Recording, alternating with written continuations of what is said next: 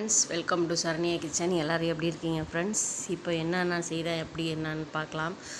கொஞ்சம் யூடியூப்லேயும் கொஞ்சம் பிரச்சனை, அதனால் கொஞ்சம் வீடியோ ஸ்டோரேஜ் எல்லாம் கொஞ்சம் பிரச்சனையாக இருந்தது. இப்படி என்ன சமையல் அப்படின்னு பார்க்கலாம். வாங்க வீடியோக்குள்ளே போகலாம். இப்போ என்ன சமைக்கிறேன் என்னன்னு பார்க்கலாமா.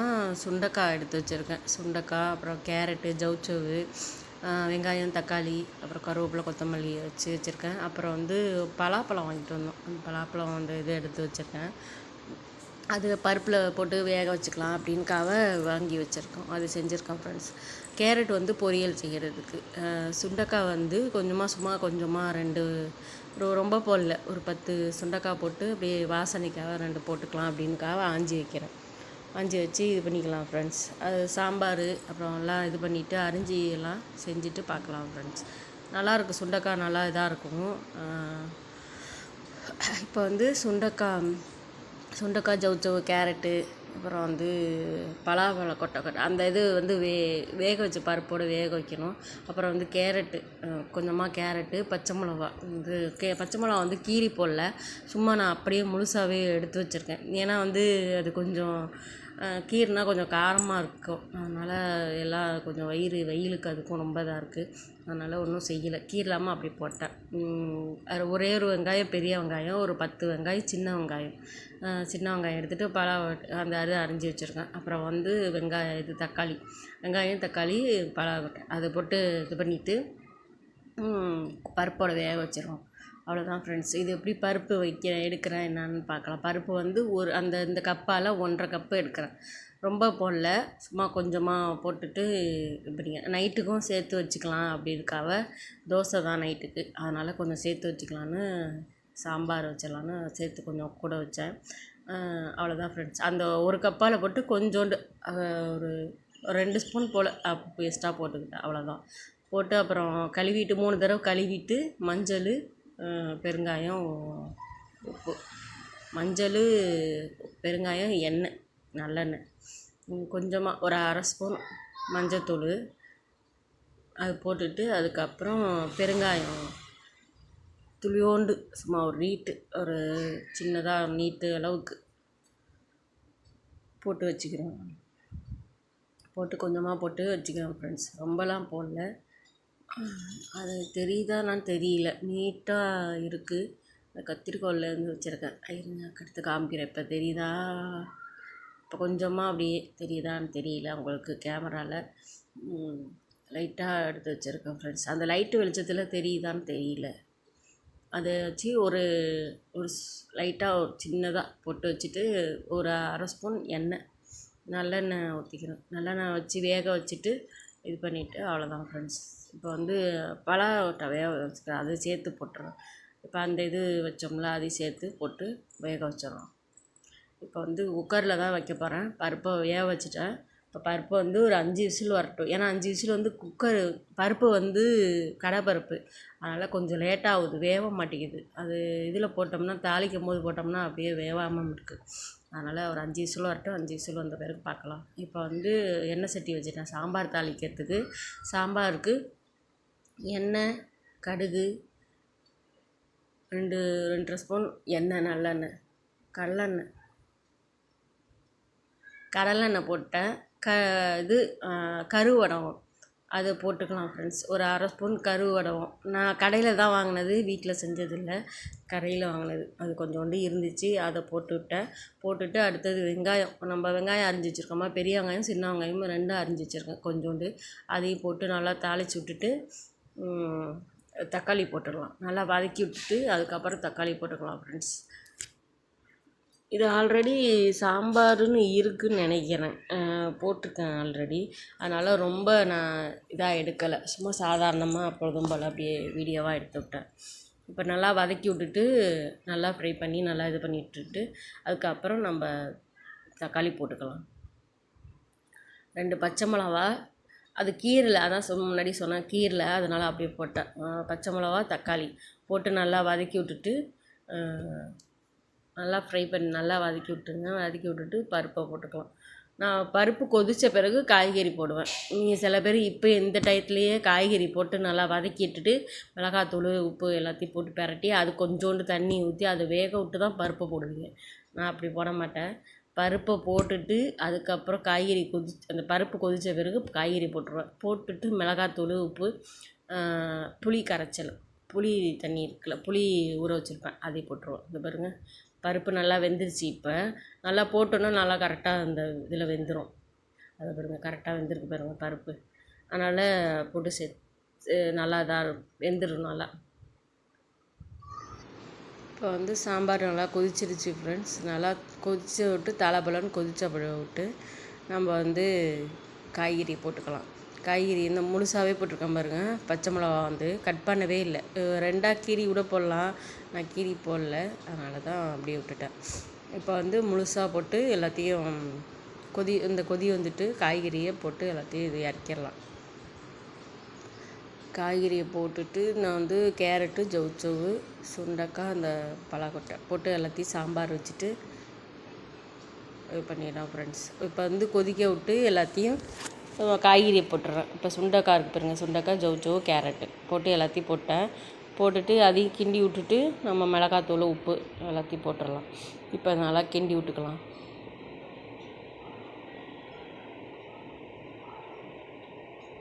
ஃபுல்லாக கிண்டி விட்டுட்டு நல்லா இது பண்ணிக்கலாம் ஃப்ரெண்ட்ஸ்.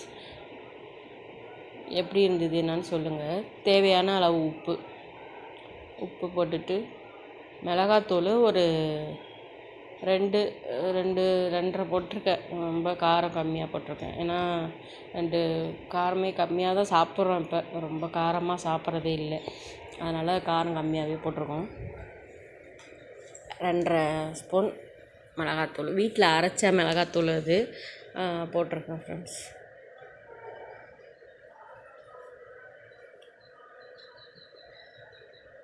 சூப்பராக இருக்குது பாருங்கள். இந்த சுண்டைக்காய் போட்டால் சாப்பிட நல்லாயிருக்கும். ஆனால் எங்கள் வீட்டில் யாருக்குமே பிடிக்காது, சாப்பிட மாட்டோம். ஆனால் வாசைக்காக சரின்னு 2 போட்டுக்கிறது. பசங்களாம் சாப்பிட மாட்டாங்க, நாங்கள் 2 பேரும் சாப்பிடுவோம். யாரும் சாப்பிட மாட்டாங்க. நாங்கள் 2 பேர் சாப்பிடுவோம், பசங்க 2 பேர் சாப்பிட மாட்டாங்க. ஓகேவா? இப்போ வந்து சாதம் வச்சுட்டேன் இந்த அடுப்பில், பருப்பு குழம்பும் இந்த அடுப்பில் வச்சுட்டு தாளித்து 2த்தையும் விட்டுட்டேன். இந்த அந்தாண்ட அடுப்பில் வந்து இது பண்ணிக்கிறேன், கேரட் பொரியல் பண்ண போகிறேன். இப்போ வந்து மிளகாத்தூள் ஒரு 2 ஸ்பூன் போடுறேன். 2.5 ஸ்பூன் போட்டிருக்கேன் மிளகாத்தூள். வீட்டில் அரைச்ச மிளகாத்தூள் 2.5 ஸ்பூன் போட்டிருக்கேன். நான் இதில் அந்த பக்கமும் வச்சு தாளிச்சிடலாமே அப்படின்னு பார்த்தேன், சரியாக வரல. அதுக்கப்புறம் குக்கர் விசில் வேறு வந்ததா, அதனால் தூக்கி இந்த பக்கம் அந்த சைடில் போட்டுட்டு இதை இந்த பக்கம் போட்டேன். கேரட் பொரியல் பண்ணணும், அதனால் மாற்றி வச்சுருவேன்.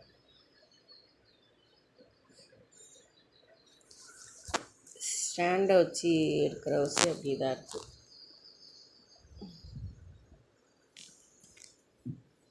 நவுத்தி இங்கே நவுத்தி அங்கே நவுத்தி எல்லாம் வீட்டில் இருக்குன்னு தான் பேர், ஒன்றும் ஹெல்ப் பண்ண மாட்டேங்குது ஃப்ரெண்ட்ஸ். என்ன பண்ணுறது? இப்போ வந்து சாம்பார் வச்சுட்டேன், இது பண்ணிட்டேன். இப்போ புளி வந்து ஒரு நெல்லிக்காய் சைஸ் புளி, அதை கரைச்சி ஊற்றிக்கிறேன். நான் தேங்காய் அரைச்சி ஊற்ற மாட்டேன் சாம்பாருக்கு. எந்த குழம்புமே சாம்பார், புளிக்குழம்பு அதெல்லாம் தேங்காய் அரைச்சி ஊற்ற மாட்டேன். இந்த பொரிச்ச குழம்பு, அப்படி வந்து அடுத்தது இந்த கீரை குழம்பு, கீரை கூட்டு வைக்கிறாங்கள, அது தேங்காய் அரைச்சி ஊற்றுவேன். மற்றபடி எந்த இதுக்குமே நான் சாம்பார் புளிக்குழம்புக்கு மட்டும் நான் தேங்காய் அரைச்சி ஊற்ற மாட்டேன். பொல்லங்காய் கூட்டு கூட ஷார்ட் வீடியோவில் இருக்குது, அந்த பொல்லங்காய் கூட்டு கூட வந்து நான் தேங்காய் அரைச்சி ஊற்றிருப்பேன். மற்றபடி எதுக்கு தேங்காய் அரைச்சி ஊற்றணுமோ அதுக்கு மெயினாக தேங்காய் அரைச்சி ஊற்றுவேன். சாம்பார் புளிக்குழம்புலாம் தேங்காய் அரைச்சி ஊற்ற மாட்டேன், அப்படியே வச்சிருவேன். இப்போ வந்து சாம்பார் கொதிச்சு விட்டு நான் மூடிட்டு இந்த பக்கம் மாற்றி வச்சுக்கலாம். ஏன்னா கேரட் பொரியல் பண்ண அந்த இதில் கவர் ஆகலை, அதனால் சரி மாற்றி வச்சுக்கலாம் அப்படின்னுக்காக நான் ஷிஃப்ட்டு மாற்றி வச்சுருவேன்.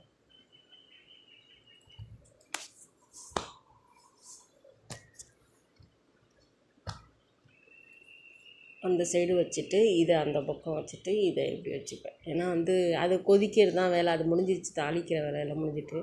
இது வந்து கேரட் பொரியல் பண்ணணுமா, அதனால் அது வந்து இது இப்படி செஞ்சுக்கிறது.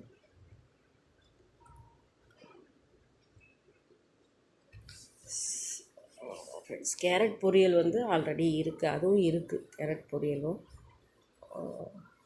இருக்குதுன்னு நினைக்கிறேன், இருக்குது. ஏன்னா இருக்குது, கேரட் பொரியல் இருக்குது. நான் இதுவும் டீட்டெயிலாக ரொம்ப எடுக்கலை. உங்களுக்கு வேணுன்னா போய் பார்த்துக்கோங்க, தேவைப்பட்டனா போய் வீடியோவில் பார்த்துக்கோங்க. அவ்வளோதான் ஃப்ரெண்ட்ஸ். இப்போ வந்து எண்ணெய் ஊற்றிக்கிறேன். என்கிட்ட கருவேப்பிலை கொத்தமல்லி இல்லை, சரியாக போயிடுச்சு, அதனால் அப்படி வச்சுட்டேன். இப்போ வந்து எண்ணெய் ஒரு 2 ஸ்பூன் எண்ணெய் ஊற்றிக்கிறேன், ரொம்ப ஊற்றிக்கல. ஏன்னா எண்ணெய் ரொம்ப ஊற்றினோம்னா அந்த எண்ணெய் மேலேயே மிதக்கிற மாதிரி இருக்கும். அதனால் 2 ஸ்பூன் எண்ணெய், கடுகு, கருவேப்பிலை இல்லை என்கிட்ட, சரியாக போயிடுச்சு. அதனால் கடையிலையும் இல்லை, லேட்டாக போன வாசி கடையிலையும் இல்லை. இப்போ வந்து கடுகு, எண்ணெய் சூடு வந்தோடனே கடுகு ஒரு 1/2 ஸ்பூன் கடுகு போட்டுட்டு மிளகாய் 2 மிளகாய், காரத்துக்காக 2 மிளகாய் கிள்ளி போடுறேன். மிளகாய் 2 கிள்ளி போட்டு எண்ணெய் வந்து சூடு வந்த பிறகு தான் கடுவை போட்டேன். இப்போ ஆவி பறக்குது பாருங்க. அப்புறம் வந்து மிளகாய் 2 போட்டுட்டு வெங்காயம் இதுக்கு தேவையான அளவு நான் ஒரு 2 வெங்காயம் அரிஞ்சு வச்சுருக்கேன். உங்களுக்கு எப்படி என்னன்னு பார்த்து 2 வெங்காயம் அரிஞ்சிக்கிங்க. உங்களுக்கு ஃபேமிலிக்கு தகுந்தப்பல நான் 2 பேருக்கு செய்கிறேன், அதனால் ரொம்ப வெங்காயம் போடல. நிறையா போட்டால் நல்லா தான் இருக்கும். உங்களுக்கு கேரட்டும் நிறையா இருக்கிற மாதிரி இருக்கும். வெங்காயம் எவ்வளோ போடுறீங்களோ கேரட்டும் நிறையா இருக்கிற மாதிரி இருக்கும். அதனால் வெங்காயம் 2 வெங்காயம் போட்டிருக்கேன் போதும்ன்ட்டு. போட்டு கேரட் பொரியல் பண்ணிவிட்டு சாம்பார், ரசம் வைக்கலை, சாம்பார், சாதம், கேரட் பொரியல், அவ்வளோதான். இப்போ வந்து போட்டு வெங்காயம் நல்லா வதக்கி விட்டுட்டு நல்லா ஃபுல்லாக ஃப்ரை பண்ணிவிட்டு கொஞ்சமாக தான் தண்ணி ஊற்றணும், ரொம்பலாம் தண்ணி ஊற்றக்கூடாது, லைட்டாக தான் ஊற்றணும். இப்போ வந்து கேரட்டு துருவி வச்சுருக்கேன், கேரட் சீவுறதில் துருவி வச்சுருக்கேன். கேரட்னால் எங்கள் வீட்டில் எல்லாருக்குமே பிடிக்கும், அதனால் கேரட்டு நான் போட்டு இப்போ நிறையாவே செஞ்சு கொஞ்சம் இது வச்சேன். பொரியல் பண்ணியாச்சு. இப்போ வந்து கொஞ்சமாக நல்லா கிண்டி விட்டுட்டு உப்பு லைட்டாக துளியோண்டு உப்பு போட்டுக்கோங்க. ரொம்ப போடக்கூடாது, ஏன்னா கறிக்கும் அது, அதனால் ரொம்ப போட வேணாம், லைட்டாக போட்டுக்கலாம். கேரட் பொரியல் பண்ணிவிட்டு வச்சிடலாம். துளியோண்டு அதிலே தண்ணி ஊற்றி கொஞ்சமாக, அது பாருங்க, கொஞ்சமாக தண்ணி ஊற்றிக்கிறேன். ரொம்ப தண்ணி ஊற்றக்கூடாது, கொஞ்சமாக தண்ணி ஊற்றி பரட்டி இது பண்ணிக்கலாம் ஃப்ரெண்ட்ஸ்.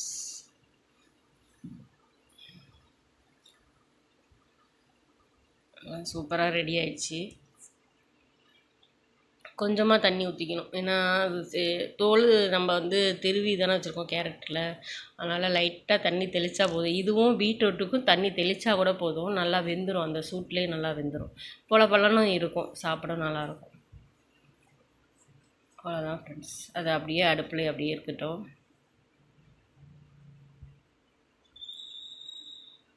தண்ணி பத்தாத வசைக்கு நான் தண்ணி ஊற்றிருக்கேன், பரட்டி விட்டேன்னா அதனால் தண்ணி ஊற்றிருக்கேன். இப்போ வந்து கொஞ்சமாக தேவையான அளவு இதுக்கு துளியோண்டு உப்பு போட்டுட்டு பரட்டி கட்டி வச்சிடலாம்.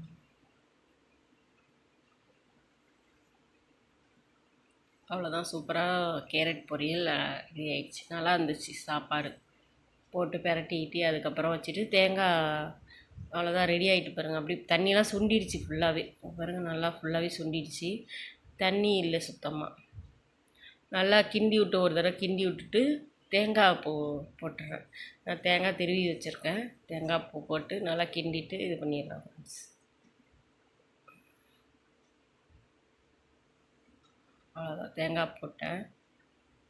தேங்காய் நிறையாவே போட்டால் நல்லா தான் இருக்கும், தேங்காயும் நல்லா சாப்பிடவும் நல்லாயிருக்கும் தேங்காய். அதனால் ஒரு அரை முடிக்கு 1/4 முடி தான் திருவுறேன், கம்மியாக தான் திருவியிருக்கேன். அதே நிறையா தான் இருந்துச்சு தேங்காய் பூ. அவ்வளோதான், இறக்கியாச்சு ஃப்ரெண்ட்ஸ். கேரட் பொரியல் ரெடி. சாம்பாரை வந்து இது பண்ணிவிட்டு ரெடி பண்ணி வச்சிட்டோம்னா வேலை முடிஞ்சிச்சு. அவ்வளோதான். இதுக்கு மேலே தேங்காய் போட்டிங்கன்னா இறக்கிடணும். தேங்காய் போட்டிங்கன்னா அதுக்கப்புறம் அடுப்பில் இருக்கக்கூடாது, அது வந்து வெந்து ரொம்ப இதாக இருக்கும், அந்த பூவோடு போட்டு இறக்கிடணும். அவ்வளோதான், தேங்காய் ரெடி ஆயிடுச்சு, கேரட் பொரியல் ரெடி ஆகிட்டு. இப்போ சாதமும் விசில் வந்துடுச்சு, சாம்பார் மட்டும்தான் ரெடி ஆகும்.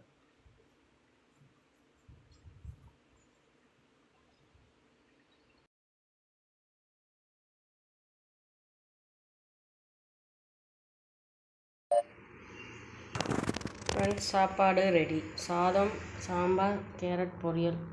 சாப்பாடு ரெடி ஆயிடுச்சு. ஃப்ரெண்ட்ஸ் இப்போ வந்து மதியம் லஞ்ச் ரெடி ஆகிடுச்சு. ரைஸு, கேரட் பொரியல், சாம்பார். அவ்வளோதான் ஃப்ரெண்ட்ஸ். நெக்ஸ்ட் வீடியோ சந்திக்கலாம். Take care. பாய்.